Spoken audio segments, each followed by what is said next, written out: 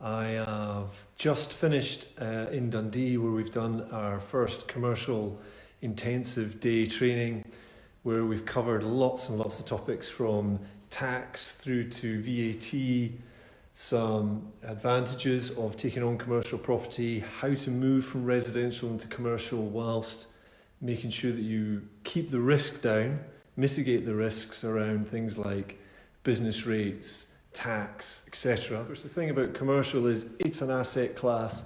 It has many different variances. There's lots of different ways to invest in it, and they all have different outcomes. You may want to invest, for instance, where you park and hold your money and it stays in there for a long time, where actually the end game is not necessarily to increase value, but just to increase your cash flow. But one of the things I wanted to quickly talk about that we covered today was commercial multi-let, which is more our niche. That's where I really work on a day-to-day basis, where we have perhaps buildings like the one I'm in just now. This was the great thing about doing the course up here, is we can do it in a live example. So CMO, what is it? It's basically larger buildings that you subdivide and manage to let out to small businesses, entrepreneurs, startups, perhaps sometimes retail and leisure as well.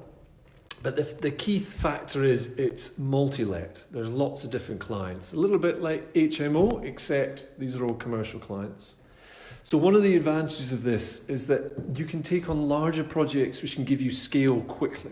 Commercial can allow you to negotiate on prices and find other deals that might actually give you an opportunity to get a good price and to anchor a good commercial property in your portfolio. So one of the things that is really important is that because your resource is all in one location, i.e. you have 30, 40 customers all in one building, your resource does not have to travel all over the place. It can stay in the one place. It can tackle lots of maintenance issues and all those sorts of things in one location. There are loads and loads of tax benefits compared to resi. Apart from anything else, when you buy it, you don't have to pay the additional home supplement. When you perhaps do the development, you don't have to pay the local council some money towards schools and stuff because it's not a residential development.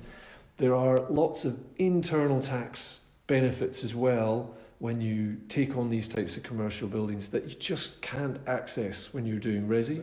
Purchase prices can be much lower than you think. You can buy a big building for less than £500,000. You can buy substantial buildings for the same price as a 3-bed house. Those opportunities are out there, and there is less competition for them. If anyone has any questions, feel free to PM me. Thanks for those that tuned in, and I'll speak to you again.